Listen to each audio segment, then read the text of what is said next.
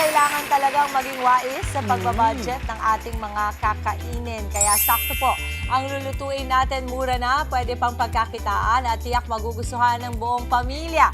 Magluluto tayo ng homemade chicken tocino. Yan po ang recipe ng makakasama nating content creator at mom of two na si Mommy Cybel. Purog, tara, puntahan natin siya. Nasa kusina na, Mami Cybel! Good morning! Hi, Mommy Cybel! Kamusta yung kitchen namin? Okay na Okay naman po. Wala namang sunod. Ano pong kailangan? May kailangan po kayo? Gusto mo batiin muna natin ang iyong pamilya? Anybody you wanna greet this morning? Good morning po. Hello. Good morning po sa mga pamilya ko dyan, sa lahat ng pamilya ko sa Northern Samar. Ayong aga, tama? Opo. And ayun po. Hello Ano ba, po. paano ba sa Northern Summer? Ito ba ay, paano ang salita ba doon? Waray po. Waray. Opo, waray-waray. Ted, taga dun. Opo. Okay, Wara- Mami Cybel. Mami Cybel, ito pag-usapan natin. Rundown ko lang ang ating sangkap para sa iyo, ha? Ang ating Apo. pong sangkap sa ating lulutuin ay boneless chicken breast, asukal na pula or brown sugar, asin, seasoning powder, paminta, garlic powder, toyo, oyster sauce, banana ketchup at suete powder at pineapple juice. Take it away, Mami Cybes. Okay po. So, today po gagawa tayo ng homemade chicken tocino. So, para dun sa mga mommies natin na palagi nagmamadali sa morning. Yun, tayo Ayan. Opo, perfect po talaga to kasi naglalas po to sa freezer ng up to 1 month. Yun. So, pwede siyang i-stock talaga. Basta matimplahan na. Matimplahan na po, opo. Okay. Marinated Ano ang na siya. paraan ng ating pagluluto? Ayan po. Thank you po. Ayan. Welcome po. So, una po muna is imamarinate natin yung chicken po natin. Anong klaseng chicken to, Mami Cybes? Bali po, ang prepare po natin is chicken breast po ito. So, bali- wala na siyang buto. Opo, kumbaga. boneless, ano na siya, deboned na po and naka-slice na rin. So, imamarinate. Pero pwede pong gumamit kahit na anong part ng chicken. Opo.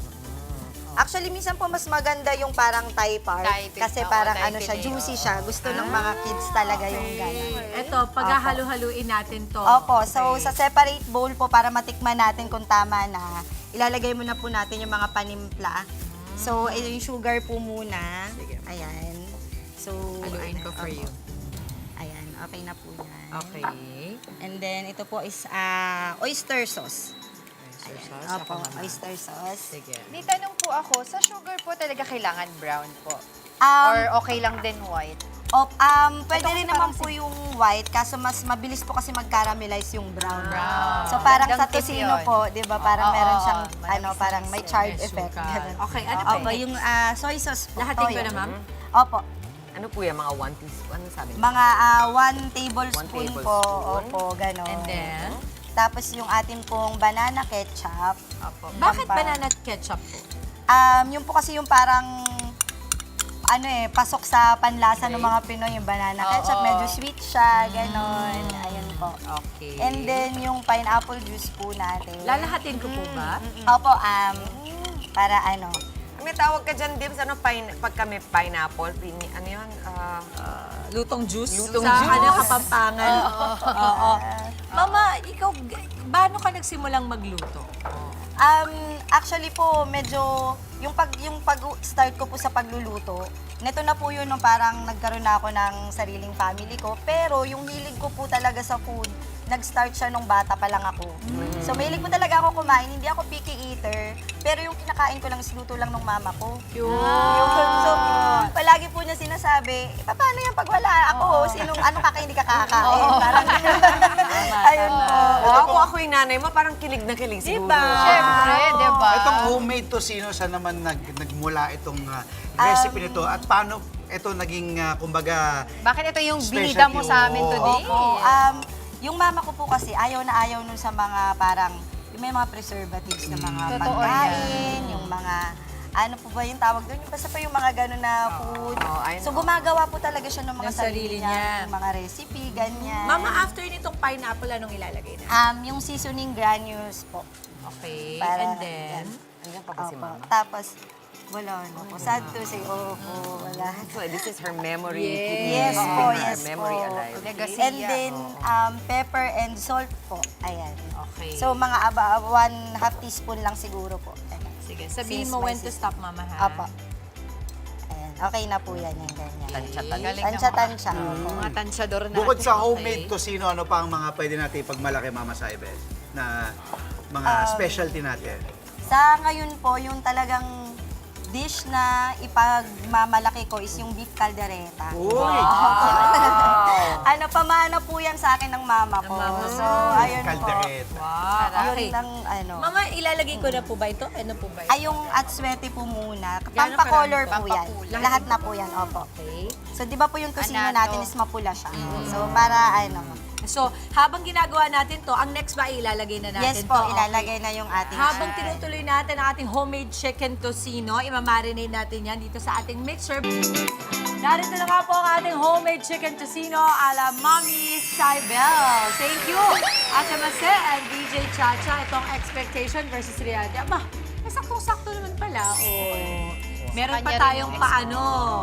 Ikaw ba gumawa nito, Mama Sai? Si Madam. Sina, ano, Angge. Daddy ni Angge. Turo Si yan ni Mr. Angela. Marantal. Si Leo. Leo Marantal.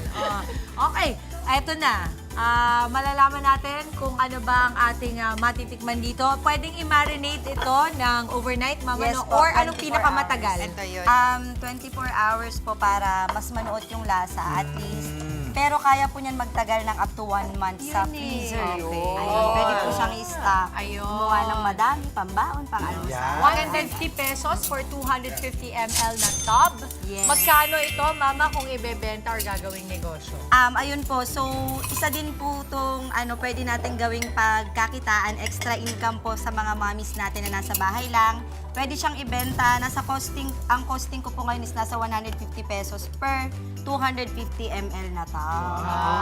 So, pwedeng ibentang 200. Opo, pwedeng ganun. Depende po kung gaano kadami. Mami Saibel, ito na, time na para tikman natin ito. Habang tinitikman natin ito, please i-share nyo po sa amin ang inyong social media accounts. Yes po, so kung gusto nyo pa po ng mga mas makakatipid kayo ng mga recipes, madali lang gayahin sa mga mommies natin, titas natin, ate natin, and lahat po na nagsa-start magluto, please follow po sa aking social media account, Saibelicious Kitchen po ang Yeah. Ay, cute naman ang Saibelicious! Ayan, so nasa TikTok, Instagram, and Facebook po ako. Ayan, thank you po. Mama Saibel, dahil sa hirap Yes ng po. buhay po ngayon, ano mga quick natin na diskarte o mga wais tips sa pamimili? Ayan po. Actually, tayo naman po mga Pinoy, hindi naman natin masyadong kailangan ng tip, no? Kasi yung kasabihan pa lang natin na pag maikli ang kumot, matutong mamaluktot. So parang nasa nature natin. Pero po, sa mga kagaya kong nanay, ang pinakaginagawa ko lang po is kung ano yung ulam sa umaga, yun na sa maghapon para tipid talaga. Ayun po. Para init Kasi na mahal lang. din Opo. LPG. Oo. Ah. Tikman na natin ng tusino ni kinakabahan Mama ako. Saibel. Gusto ko yung sinabi mo, ito yung para sa mga nagsisimula pa lang magluto ngayon. Doon Yes tayo po. sa hindi masyadong komplikado, di ba? Ano, kamusta? Yes po. Malalasahan mo yung Sarap, freshness. Matutuwa si mami mo. Oo, malalasahan mo Hello yung sa freshness. mama ko dyan sa langit. Yeah. Hello po, mama. Tayo. Yan. Mami Saibel, maraming salamat. Thank you po. Salamat po. Thank you at sana Thank you ayaw po. ka madala sa amin dito sa Good Morning Kapatid. Bisitahin mo pa kami palagi. Opo, thank you so much. Mama Saibel, maraming salamat. Napakasarap Thank you, Kuya nitong... Andre. thank Thank you you din po. po. Itong Balik ka. balik ka, Mama. Tusino nito. Our kitchen Sorry, is may your almusal. kitchen. Yes. Thank you so much po, Mami Chi. Mga kapatid, Dimples Romana po, maging maalam at may pakialam sa mga napapanahong issue at headlines. Mag-follow na po at subscribe na sa social media pages ng News 5.